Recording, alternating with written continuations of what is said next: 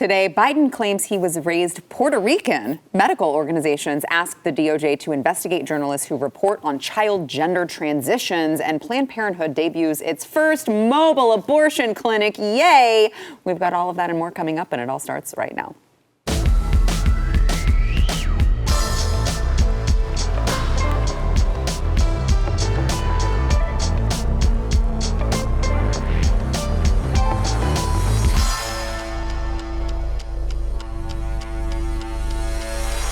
Welcome to the news and why it matters. I'm Sarah Gonzalez, and today I am joined by Jaco Booyens, BlazeTV contributor and host of The Bottom Line. Also joined by Jorge Ventura, reporter from The Daily Caller. And it's good to see you both.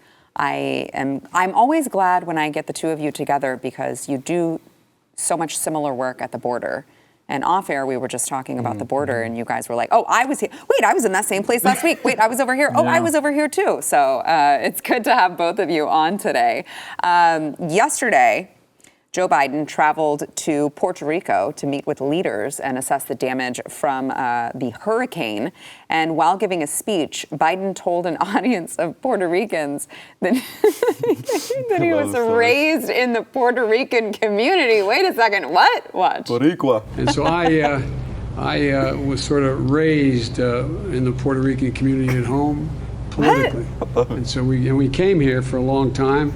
Both for business and pleasure, since you're part of the Third Circuit Court of Appeals and Delaware is as well, and I was chairman of the Judiciary Committee. I spent a lot of time in the northern part of the state.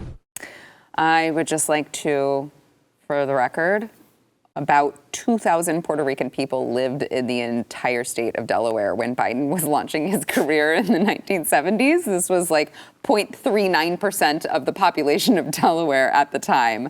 I'm just wondering, was Corn Pop Puerto Rican?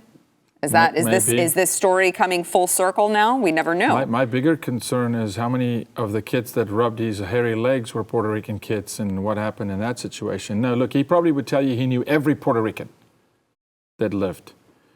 Yeah, he's just following in the footsteps of his other incredible liberal leadership. I'm surprised like he didn't say he was like from the Bronx and then did the whole Puerto Rican slang. Well, he did. He's done this before because he told a bunch of Jewish leaders, if you guys recall, last September, that he remembered spending time at and going to. These were going to quote that. Okay. Pittsburgh's Tree of Life Synagogue in 2018 after the shooting, and the synagogue said he never visited. And then the White House tried to backtrack and clarify and said, well, he was thinking about a 2019 phone call. On the top of his mind. Right, it's on the top of his mind that he had this phone call with the rabbi, which is why he said he spent time at the synagogue and went to the synagogue. Much different. And in January, he told students at historically black colleges in Atlanta that he was arrested multiple times. I love this. This is awesome. For civil rights. He's talking to the audience. He's a stand-up comedian. He's the most cultured man. He gets arrested. He's chilling with the Latinos, making tacos. He hangs with Corn Pop. This is actually from the playbook. This is the Hillary Clinton playbook where she always carries hot sauce in her purse. If you guys remember that famous moment when she was trying to appeal to the black community. So I'm surprised he didn't say anything like Bad Bunny and try to listen to some reggaeton, gasolina, Daddy Yankee. Come on, Biden. You do a little better. Play up to it a little bit better. But listen, he said he was raised in the Puerto Rican community. That's not just I visited the synagogue or I went there. He was raised in there. So it's part of his cultural fiber. So he should show us some of that culture. Which is weird because he also asked for help pronouncing the name Martin Pena and stumbled over the word habitat. Watch. And we've announced $163 million to begin construction on the canal to restore, help me with the pronunciation. Oh my gosh. Martin Pena. That entire ecosystem. And we're going to clean up polluted waters and restore mitigation mangrove habitat. Cringe collapse. Mangrove habitat? Mangrove habitats? Mm-hmm. Well, he's got so much. No, but they've got so much man on the brain. So much man with man on the brain. It's a disaster. What are mangrove habitats? I don't know, Sarah, but this is the man representing our nation this at is the the highest leader of office. The free world. I mean, it's scary. Puerto Ricans have to be feeling bad for us. Puerto Ricans don't claim him. Yeah. We claim him. I mean, and we don't want to. Because he's the most popular president ever. Apparently, he's the most popular president in the black community in history, more than Obama. I love how he told him he got arrested just to like appeal. Like, why would you say that? It's so blatant. It's so racist to say that. It's so blatant. It's like nobody believes you. Why are you doing this? But and by the way, things that are so easily proven false. Oh yeah. Right? Like, no, but there's no record of that. That didn't happen. It's like, oh well, I don't know. I spent time at the synagogue, but they just said that you didn't. Yeah, and it was a phone call. But it's also the same guy that calls up dead people. And, so, I mean, look, there's the That's a normal thing, Joe. You don't do that? I do that all the time. Do you see any right now? Elvis, you're here. I need to know if you see any right now. That may be debatable. Yeah, where you at, Elvis? So I want to go over, speaking of Biden and the Biden administration and the disaster that has been, 2 legal challenges emerged last week against the Biden administration for its student loan debt cancellation plan.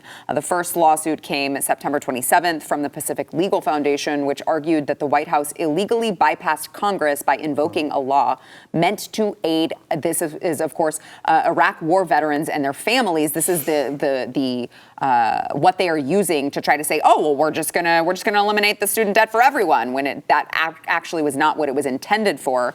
The lawsuit also contended that the student loan cancellation is largely an election year ploy. And then 2 days later, multiple Republican state attorneys general filed a complaint advancing the same argument. By the way, a great highlight for them to make, which they do make in all of this legal documentation, is that Nancy Pelosi, just last year, actually said that any action on any sort of student loan cancellation had to be an act of Congress, just highlighting the point that this has to come from Congress. The president cannot unilaterally do this.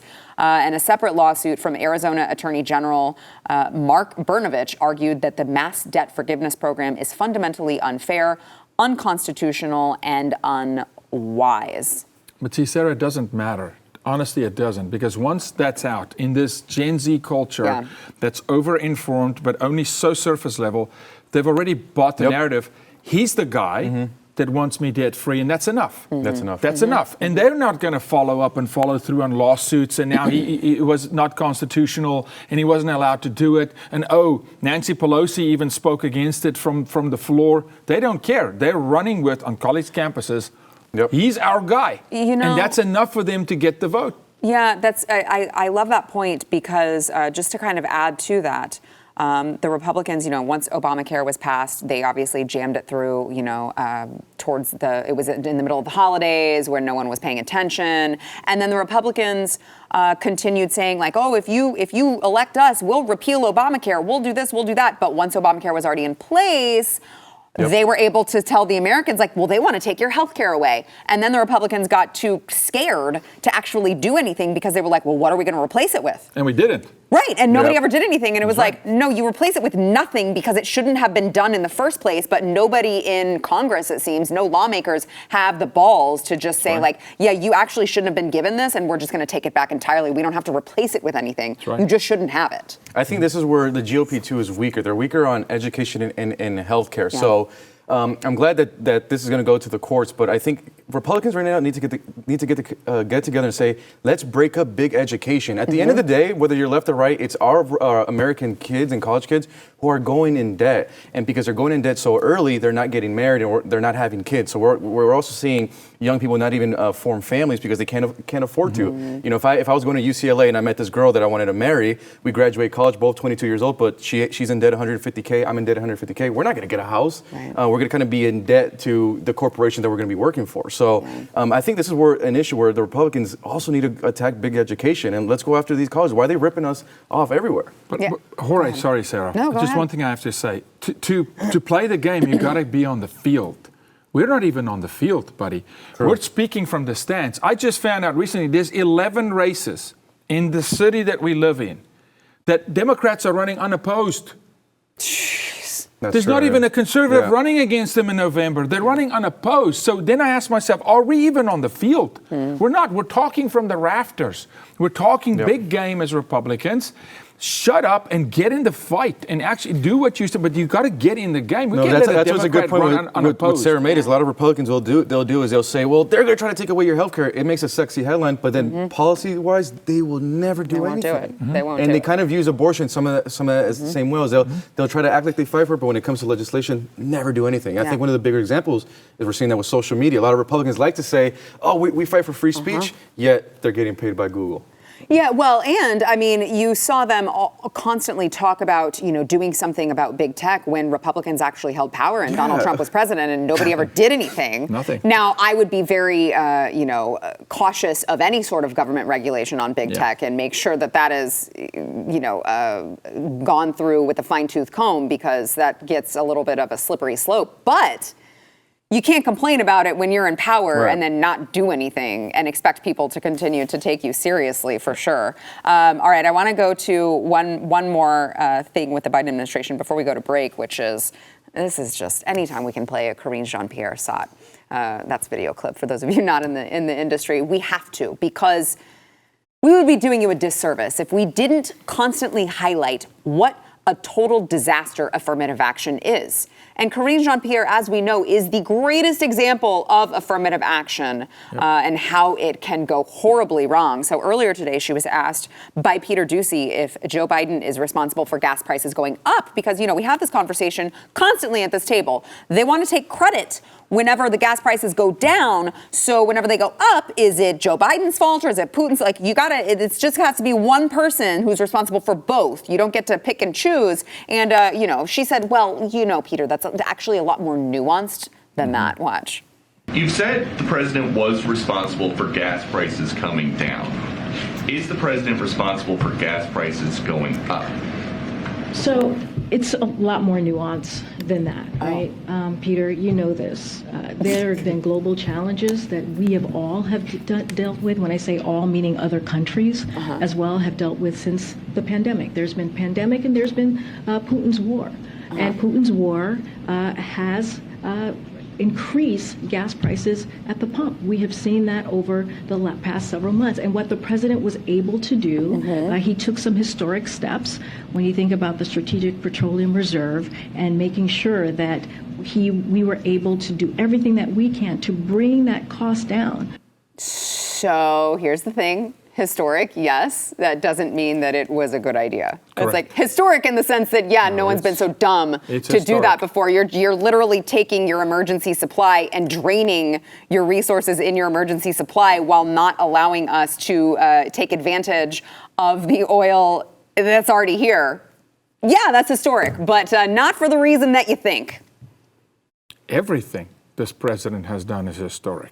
But not for the reason that you think. On the dark, demonic, black side of the ledger, on the bad side of the ledger. Look, she's got to tell, and I finally figured it out. When Karine starts pushing chin like this, she is cooking up some sort of a cockamamie lie storm like you can't believe. I mean, she is defending like crazy. Look, her job's the worst job in the world. I don't know. She's got to be on some serious meds every night and cringe for the next morning to go, what do I spend tomorrow? Because now he's Puerto Rican. So what does she say about that? Who saw that one coming? But no. Boy, I would drink a lot if I had her job. She's on something. She's on something. Tequila sponsor her, man. But I think honestly, it's just that same thing. Everything's fluid. So even if they set a standard, tomorrow they can change the standard. He's the guy that brought the prices down. Why? Because we said so, Sarah. And that's not nuanced. He just did it himself.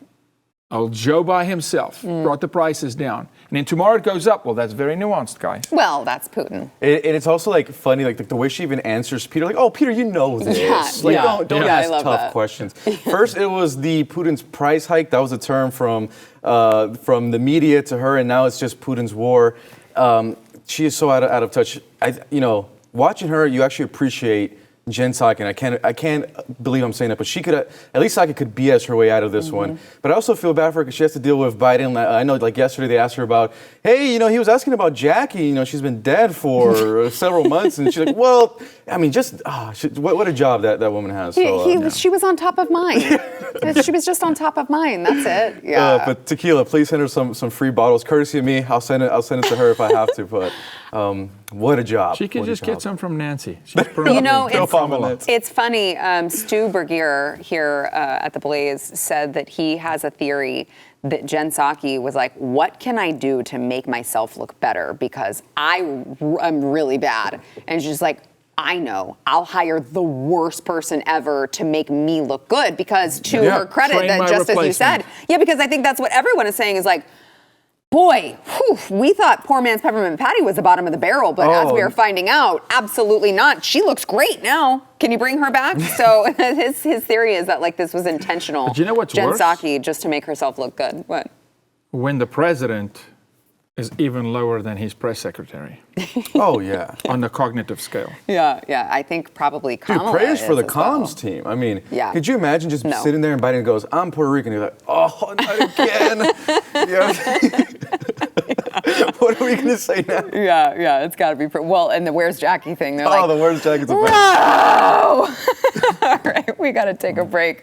First, we want to thank our sponsors over at Birch Gold. So the consumer price index is increasing yet again, and the stock market has been in absolute turmoil, as you would expect.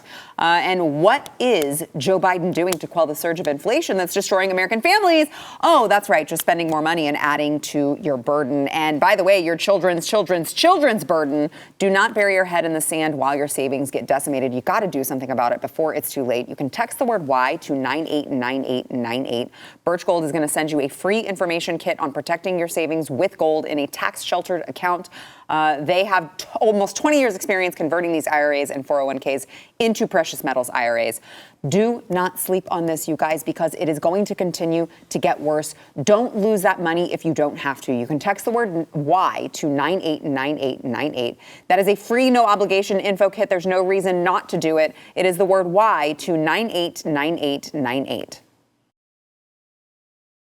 The American Medical Association, American Academy of Pediatrics, and the Children's Hospital Association all signed a letter to the U.S. Attorney General Merrick Garland urging the Biden administration to, quote, investigate the organizations, individuals, and entities, end quote, that it claimed were coordinating and provoking outrage online directed at doctors who perform gender transition surgeries. This letter was obtained by Chris Rufo, who is an amazing follow on social media. You got to make sure that you are following him.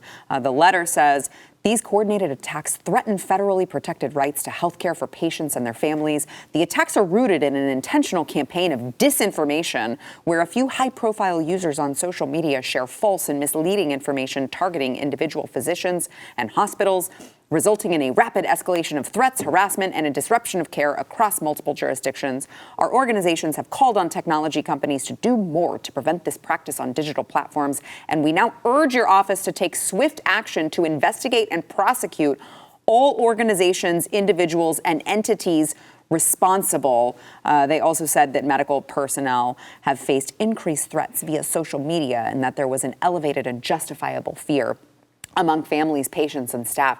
I don't know. I mean, maybe that's just the consequences of your own actions, because maybe when you're doing the devil's work and mutilating the genitals of children, you might deserve a little pushback. Maybe that's just me. I don't know. I want to get your thoughts, gentlemen, but I also want to bring into the equation here, there is a new ad that was put out by Planned Parenthood, and this ad tells children that they can use puberty blockers to safely put their puberty on hold until they figure out their gender identity. Watch this. There's no one-size-fits-all puberty experience. If you're trans, intersex, or non-binary, know that you're not the only one feeling confused. For some intersex people, puberty may start later than age 14. You might experience some of puberty's changes and not others, and your body may or may not go through puberty on its own. There are medicines you can take to help your body start the process, like hormone replacement therapy. Some people decide on hormones or surgeries to help their bodies match up to their gender identity, or how they feel inside about themselves. Your gender identity is real, you should be the one to decide what changes you want to make to your body. If you're transgender or non-binary, you may find that your puberty experiences don't line up with your gender identity or how you see yourself. That feeling can be uncomfortable, scary, and stressful. If that sounds like you, know that you're not alone. There are medicines you can take to delay puberty for a while. They're called puberty blockers, and they work like a stop sign by halting the hormones testosterone and estrogen that cause puberty changes like facial hair growth and periods. Puberty blockers are safe and can give you more time to figure out what feels right for you, your body, and your gender identity. You don't have to have all of the answers right now. So remember, it's all a work in progress, and it may take time to figure out what feels right to you, but talking to a trusted adult and a nurse or doctor may help. Want to learn more? Go to PlannedParenthood.org/teens. So, a lot to unpack there, but the reason that I find this to be particularly infuriating is because I know the truth about these puberty blockers. I know the truth about this gender-affirming care and all of these medications and all of these potential things with potential side effects and also potentially irreversible effects that are not discussed within the medical community. The trusted adult that they mentioned, the doctors, the nurses, none of those people actually tell you the real truth about what can happen, except you can find that out when you go to, there's a Reddit board that's just for detransitioners to tell their stories. You can go online and see these videos of these people who are now stuck. Yes, they're stuck because these doctors are lying to you. This is not reversible. This could potentially ruin your life and you will never get it back. So please watch this video, okay, of a woman who has detransitioned, and she explains how this gender-affirming care led her to this irreversible harm that she can never get back. Watch. I have borderline personality disorder, and I know for a fact that this is the reason for my transition. It's a very difficult mental illness, and one of the core features is not having any sense of self. I just took the cure that was handed to me.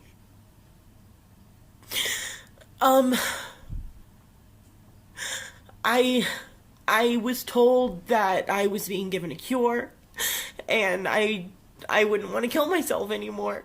And it wasn't true. I lost my voice. I lost my chest. I don't know if I'm going to be able to have kids. I feel like no one wants to date me or love me because I'm ruined. Difficult to watch? Yes. Absolutely necessary to watch? Yes. Yes, because this is the real truth about what the medical community is doing to all of these confused, mentally ill kids and teens and adults. And they don't want to talk about it, but we will. Yeah. Look, most successful advertisement on television in South Africa's history is they actually showed a horrific car crash. Played it out. People thrown out of the vehicle, people dying. They played it on nightly news for drunk driving, against drunk driving, and it plummeted the drunk driving number. Sometimes you need to see evil. We see it every single day. Play that on loop, more of that. This is a wake up America moment. We are chemical beings, Sarah.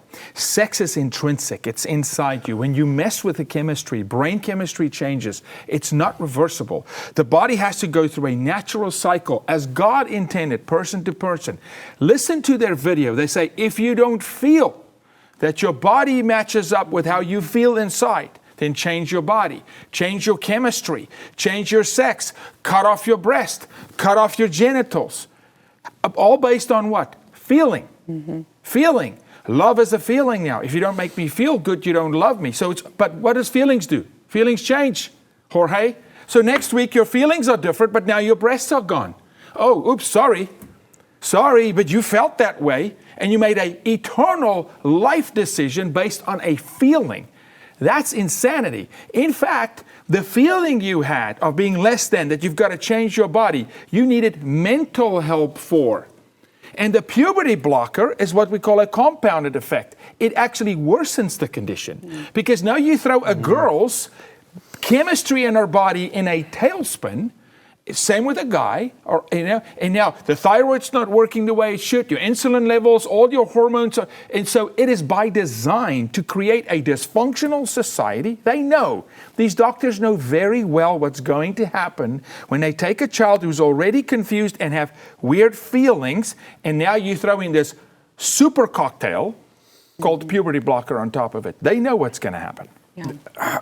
I mean, that was tough to watch. It's so evil, and you would have to imagine that the doctors that are speaking out against this are not going to get hired. They're going to get censored. The story is horrible because she had the disorder and she went to her doctor, and her doctor convinced her to get the sex change. They literally cut off her breast. They gave her the testosterone pills. I mean, look what she just said. She said she doesn't even know she could even have kids. She wants to have kids. She doesn't know now. And the worst part is now to the opposite sex, she's no longer attracted. I mean, it's so messed up. And this is, I mean, just to be able to convince people. There's a story that's it's going around with the Hispanic community. I'm glad the Heritage Foundation covered it, but there was a Salvadoran mother in Florida, and her daughter went to public school. The public school, the daughter was confused. She was going through puberty. I mean, it's normal for it's teenagers. A confusing time. And the school convinced her to take puberty blockers behind her mom's back, and that just threw her whole mental state messed up, and she ended up committing suicide. And this is exactly what's happening, where these kids go to public school and these teachers behind parents' back are saying, no, it's okay. You continue. You don't have to tell your mom and dad. I mean, I don't know how that doesn't shake you to your core. Listen to her say, no one loves me. But this is where I want America to call it what it is, Sarah. It's child abuse. Yes. It's institutional child abuse. Yes. And until America says enough is enough, you are child rapists, you're child abusers, you're Satanists, you're whatever, this is, call it what it is, and make them get on the defensive versus saying, oh, don't offend them. Let's placate to their feelings. I mean, what would be the reaction if you played that video for that crowd in South Africa? I mean, they wouldn't even believe what's going on in America, what we're doing, like this, stuff like this. No. They couldn't fathom it. I mean, there's no other nation, not even the French, are doing this. Yeah, it's really, really sad to see, but that is the reality of gender-affirming care in America. We got to take another quick break. First, we want to thank our sponsor, My Patriot Supply. So things are getting pretty bad here, and I feel like even when you have even the President of the United States being like, oh, yeah, there are going to be food shortages. So just go ahead and expect those. You need to be ready, okay? They're not even hiding it from you. You got to go to preparewithnews.com. You can get a special 20% discount on a 3-month emergency food kit from My Patriot Supply. They're going to give you breakfast, lunch, and dinner, drinks and snacks, and you will have over 2,000 calories a day for proper energy. Here's the thing, guys. You might call us preppers. You'll be like, oh, haha, I'm not a prepper. You guys are crazy. But you're not coming to my house whenever catastrophe hits because I'm prepared. And the thing is you don't want to wait until it's too late. So everyone should have some sort of emergency food supply. Every single person. Okay, it's going to ship fast and free in unmarked boxes for your privacy so that when the zombie apocalypse happens, your neighbor isn't coming over to your house and being like, oh, I noticed that you got some emergency food ordered and I was just wondering if I could share. No, because I prepared and you didn't. You can go to preparewithnews.com, take 20% off over at preparewithnews.com. Last week, we, of course, covered the leaks from the Nord Stream pipeline and whether or not America could have been responsible. Well, over the weekend, Secretary of State Anthony Blinken said the destruction of Nord Stream provides a tremendous opportunity for energy independence. Watch. Ultimately, this is also a tremendous opportunity. It's a tremendous opportunity to, once and for all, remove the dependence on Russian energy and thus to take away from Vladimir Putin the weaponization of energy as a means of advancing his imperial designs. That's very significant, and that offers tremendous strategic opportunity for the years to come. But meanwhile, we're determined to do everything we possibly can to make sure that the consequences of all of this are not borne by citizens in our countries or, for that matter, around the world. That's a lie. Okay, so our strategy then is to just drain our strategic oil reserve and sit back and wait, like. And for the rest of you Europeans, it's freeze to death. We don't care. Yeah. All of a sudden, it's a great opportunity. It's a great opportunity. Yeah. I don't buy anything that Blinken said. The great opportunity happened the day Putin went in to the Ukraine, we could have absolutely cut Europe off of Russia. We could have been the sole energy provider to Europe, including our own country, which we can't do. We got blackouts and brownouts now in California. Can't charge your Tesla, sorry, because, oh, that's right, the energy comes from, fossil fuels. Yeah, our friend Grant Stinchfield was talking. He posted an Instagram story that he was following a friend who had an electric car, and they drove around for like an hour trying to find a charger so that they could charge the car. So we're burning more gas to follow the Dumb and Dumber around. Okay, so I want to add, too, as we're talking about Russia, Putin yesterday deployed the world's biggest submarine to the Arctic Circle and mobilized a convoy of military vehicles responsible for the transport of Moscow's nuclear arsenal. This, of course, follows the Russian annexation of 4 Ukraine provinces. And following the annexation last week, Ukrainian President Zelensky filed an expedited application to join NATO. You guessed it. And if NATO approves Zelensky's request, Putin's attacks could trigger Article 5, which states that an attack on one member of NATO is an attack on all of its members. Yippee! I can't wait. This World War III is going to be lit. They call this submarine Belgorod. And, in sport, we talk about who's got the momentum and then just shift the momentum. And we do not have momentum as America. We don't. You remember when China came to Alaska and Biden wouldn't show up and they said, excuse me, America, you no longer negotiate from a position of strength, right? Yeah. Putin pulls all the moves. China, which bankrolling Putin with a gas deal they signed, 30-year gas deal, they have all the momentum. And it is very frustrating as an immigrant to this nation, knowing what we have in the men and women in armed forces and the actual equipment we have. Now, easily we can just take momentum back, but we don't. We're soft, and he's moving. When you blink, you're going to see submarines in the Gulf with the CCP on the side of them if you don't pay attention real quickly. Yeah, I think for Americans to think that we're not in war already is, it's not true. I mean, we're literally funding this guy. I think Ukraine, the average that they're getting from America now is $12 billion per month for us. So we're just fueling this proxy. I mean, what do we expect Putin to do when NATO comes to his doorstep? I mean, he's going to react. And the elites don't care. I mean, they'll take us all the way through. You can even hear it in Blink. It's like, oh, well, this won't come at the expense of the people. I mean, it's been on us, the working class in America, then also the folks in Europe have been impacted. So I'm not buying it, and man, I'm really wondering where we're going to head these next 3 months. You go on Twitter right now, liberals are cheering this on. I mean, pro-war liberals. I mean, you would never imagine it 20 years ago. Seriously, that is wild. Yeah, it is wild. And people don't want to say this, but watch Taiwan. Watch China. Watch what China is doing. It is the art of war. They are positioning the amount of ports they've taken. Heck, they own Los Angeles port. I mean, they are positioning globally with Putin in cahoots, and they're so bold now. We're just going to float a submarine and going to go shoot tests. Just the most dangerous submarine. By the way, that submarine has a nuclear bomb that creates a 160-foot tsunami. Just an ocean wave. It's not even a bomb on the outside. That just floods an area. So they're moving, and we're sitting here transgenderizing our military. So true. Let's make our soldiers soft. No one respects us anymore. Let's not call it SEAL Team 6. Let's call it SEAL Team Pansy. Let's move forward. But Putin's moving subs. But we're going to send in a bunch of agents with purple hair and non-binaries that take on the bad guys of the world. It's so funny too because when Trump was president and they kept saying like, oh, nobody's going to take us seriously anymore with this guy. The world is laughing at us. And it's like, well, I don't recall Putin deciding to do what he did in Ukraine. When Donald Trump was president. You know why? Because he was kind of everyone was like, we don't know what he's going to do. Yep. Right? Like, you didn't know. And so that was a big factor of it. Certainly China wasn't posturing the way that they were when Donald Trump was president. Nope. Gee, I wonder why that is. So it's just interesting because as much as they like to say, oh my gosh, Donald Trump's going to get us involved in another world war. Everyone's going to be laughing at us. It's like, oh, okay. Well, I mean, you are, as you guys are pointing out, you're transgendering the military in the United States. You have a leader who can't even complete a coherent sentence. You have a vice president who just laughs at everything weirdly. And you have a press secretary who can't defend any of their actions. It's like, no, I guess you guys were just psychics. And you were just thinking about the future of what life would be like under Joe Biden, because that's exactly what we're living through now.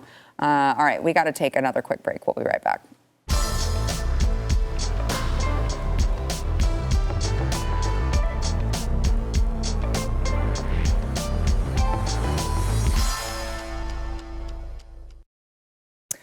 Planned Parenthood is not only completely destroying young teens' lives. Well, they're doing that through several different methods, I should say, because they're not only destroying young teens' lives by, doing things like trying to create gender-affirming care to give them irreversible harm. They are also offering chemical and surgical abortions out of an RV along the Illinois-Missouri border. In its first mobile clinic, yay, the RV will operate on the Illinois side of the state border, where abortion is legal up until the point of viability, which is generally determined to be around 6 months.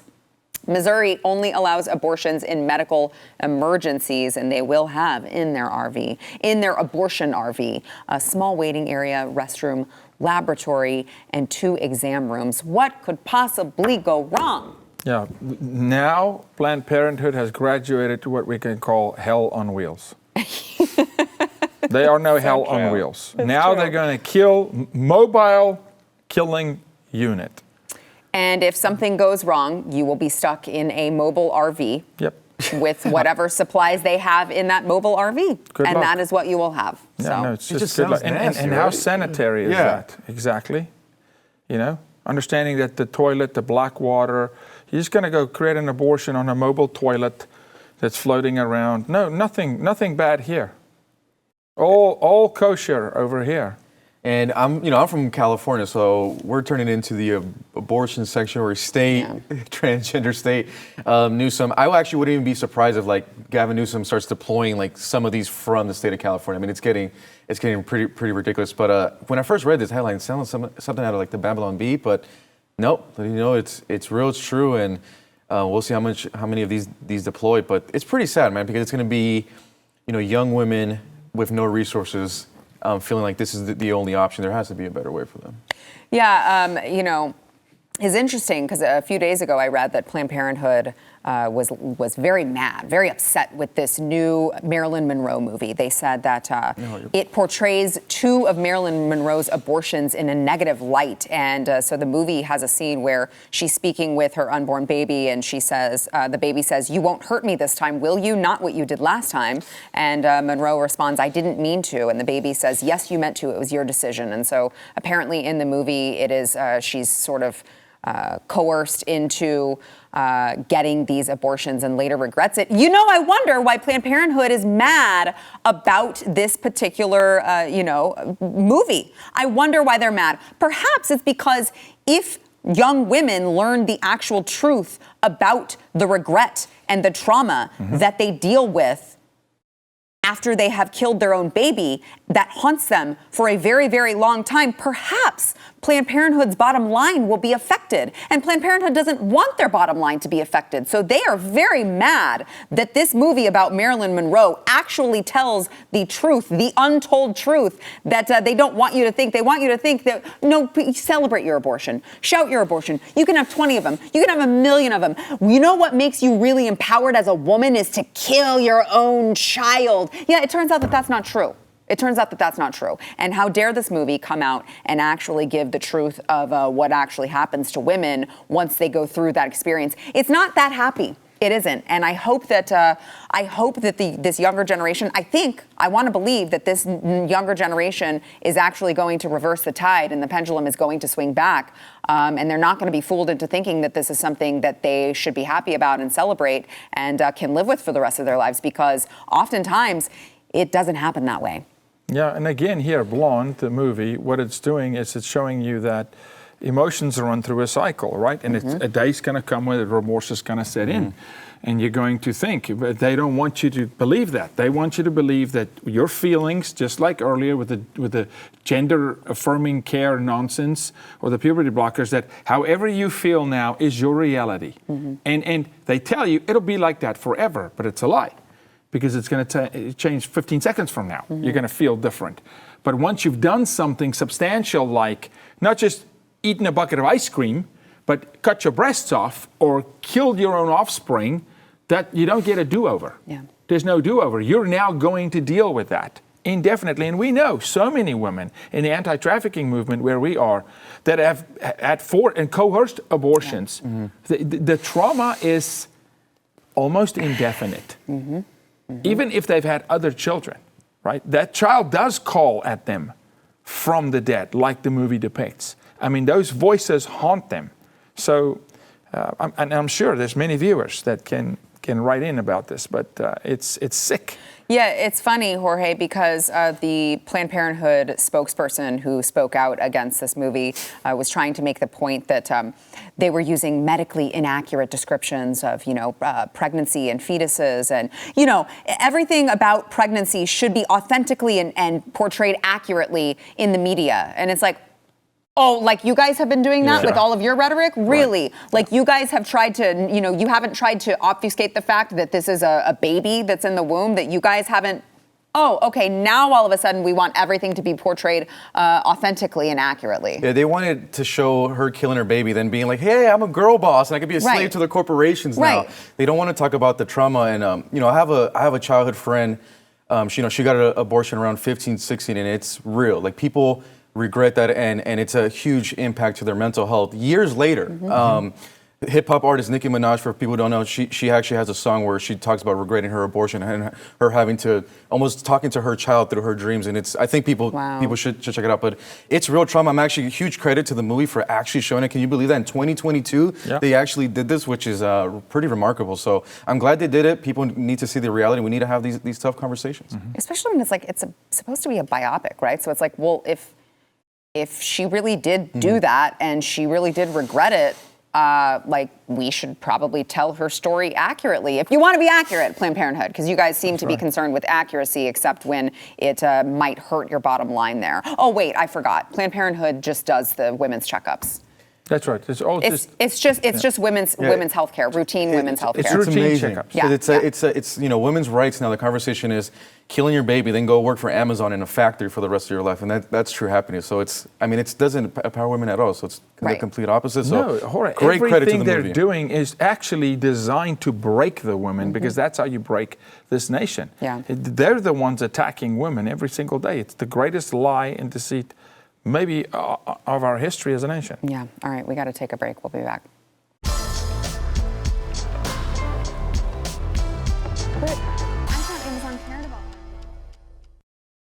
Well, you talked about transing the military earlier. Virgin Atlantic is also doing their fair share of transing. They've adopted a new gender-affirming uniform policy that we've discussed previously. And here's their new ad campaign to get the word out. Watch. So those of you who are listening, just consider yourself lucky. That's all I have to say. It's just men dressed up like women, gender ambiguous people in dresses. Oh, but they're dancing and they're having a good time, so it's totally fine. Yeah, no, that's a dude. That's also, here's the thing. I know we only have like a minute. By the way, they have pronoun badges for both employees and passengers, so congratulations. I just don't why do you need an ad campaign even if you want this to be your policy, why did you spend money to film that and put it out to people? They're that insecure, they need some love. Here's what I want to say. Great, good on you. Only fly trans people. That's it. And let's see if you can stay in business. Only fly trans people. Yeah. I don't know who's deciding between their flights. Oh, I'm trying to get to Miami. Oh, wait. Let me take Virgin Airlines because of the uniform policy. There it is. Yeah. Or like, they'll give me a pronoun badge on I like board, that. so. I like that. It's like, hey, go full court. Only trans people can fly. Yeah, see if you can stay in business. I don't think that's going to happen, but it would be fun to watch. All right. Thank you guys so much for tuning in. Jaco Booyens, host of The Bottom Line, Jorge Ventura from The Daily Caller. Make sure you are following both of them, and we will see you tomorrow.